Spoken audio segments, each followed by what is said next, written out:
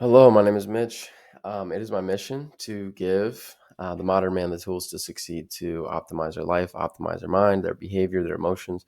Today's video is going to be about the power of the subconscious mind, how to completely change your reality. This stuff is like the core of transformation. Um, and yeah, I'm going to explain why it works, how to actually change your limiting beliefs, live with more freedom, live with more clarity. And the problem, the pain that you're experiencing, is really coming from bridging the gap between your current reality, where you are, with a little more confusion than you need, a little more, a little, less clarity than you need, a little less freedom than you really want. And you have a desired reality, a place where you want to be. Okay. So, first thing we're going to talk about is your personality creates your personal reality. Okay. And the reason, I think that came from Dr. Joe Dispenza, which he has great stuff. But the reason this is important to think about is because your personal reality is not just like the sum of your external environment, right? Really, your reality, your personality, personality means kind of your identity. It starts with you, it starts with how you see the world. Okay. And so that's your beliefs, that's your skills, that's your characteristics, the makeup of who you are as a human.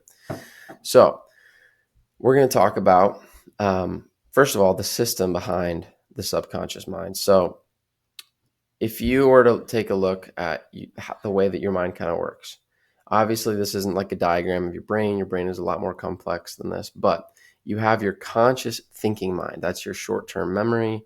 That's your logical. That's your critical thinking. That's like your willpower. Okay. That's your conscious focused mind. That's about 10 to 20% of the energy.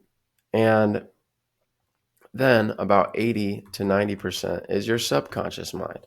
And this is like your emotions, your reactions. This is your beliefs. This is your old habits. Your habits in general reside here. Yeah. So the reason why you might be experiencing a little bit of unhappiness is because you might have some limiting beliefs, some ways in which you see the world that are holding you back. And I'm going to explain um, experience and how the experiences you have shape the beliefs that you have, and then how to simulate the experience.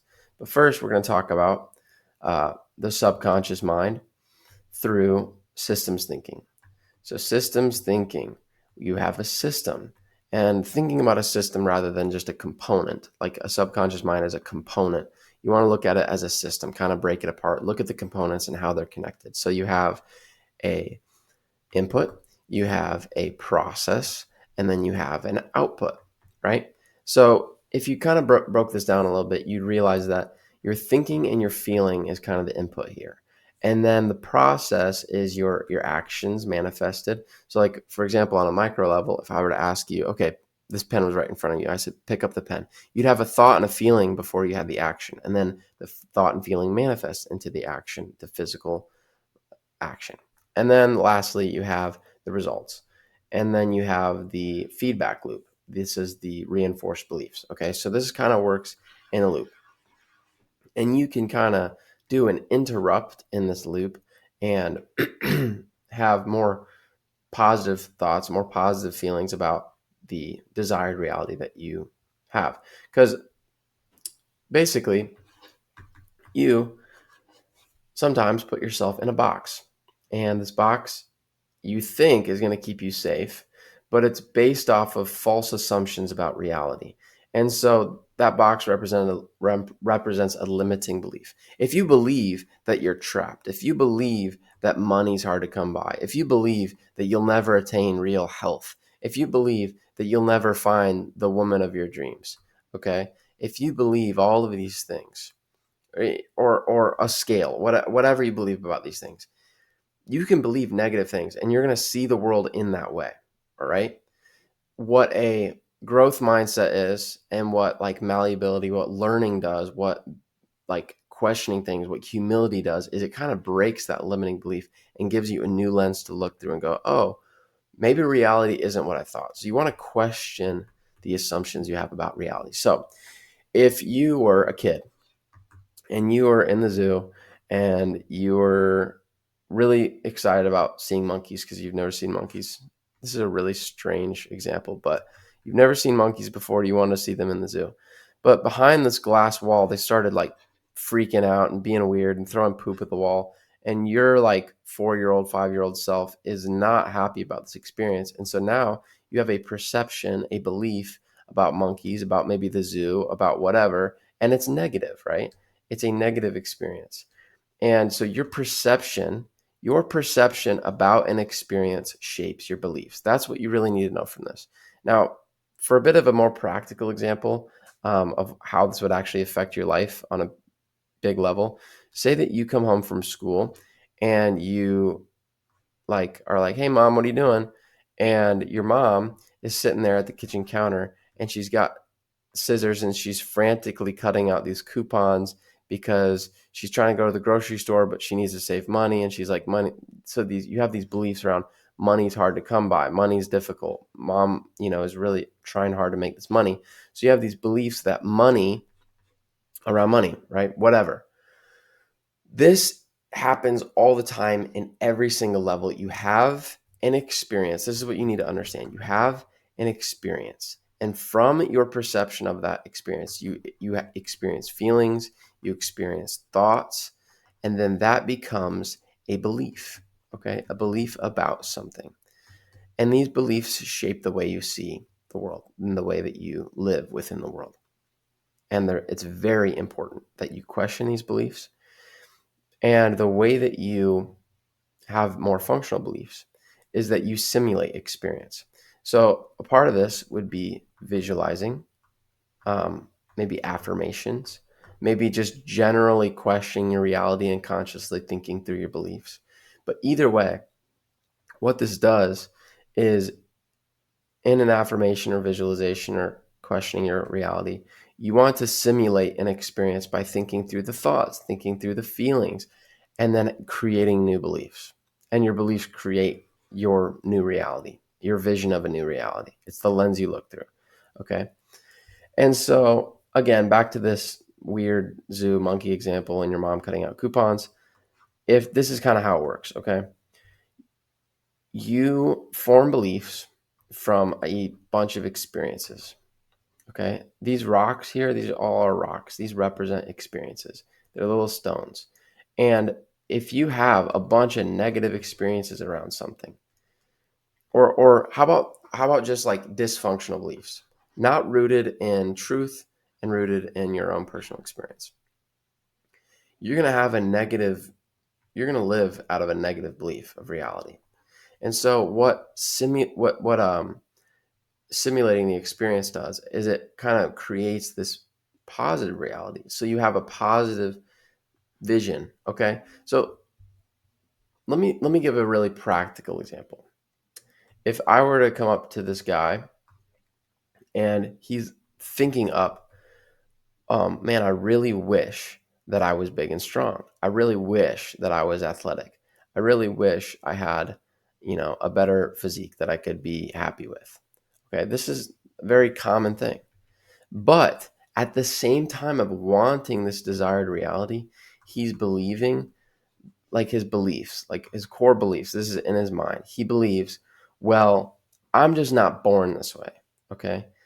I just don't have the genetics, right? I can't eat enough that I don't know. I don't have the knowledge. I can't do it yet. Right. But if he were to sit down and be inspired by someone, like inspiration is showing someone that you can do something, right? You instill a new belief. Like if I were to watch videos of Arnold in pumping iron or some bodybuilder and he can do it, maybe I can do it. You instill a new belief based off of an experience, okay? I mean, movies kind of do this, right? Movies, you simulate, you're seeing experiences of others, you're seeing the potential of reality, and it's stacking rocks on your scale, right? So, okay, that's another practical example. But here are kind of the main takeaways and this system that you can work with to actually change your reality. The first thing you want to do is, again, you want to visualize or build a specific version of yourself. 2, you want to, and I'm going to talk about a tool that you can use. And the second thing is you want to embody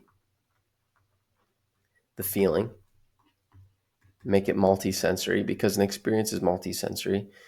Like, how does this feel? And then kind of it already being done, like you've accomplished it. Okay. And then 3, you want to repeat this.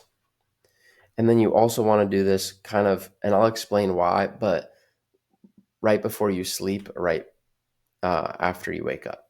Okay. And just briefly, it's because the door between your subconscious and your conscious mind is kind of open during that time.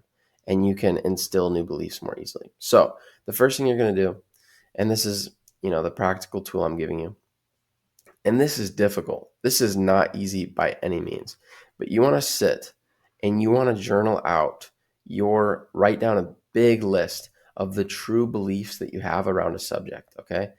Say it's money. What are the actual beliefs that you have? And as you write these down and you truly ask yourself what you actually believe, you'll start to identify, like, hold up, this is not based in objective reality. This is not based in a real goal that I have. And that is going to give you the motivation and the knowledge to make a new list. This is your limiting belief list, your current reality list.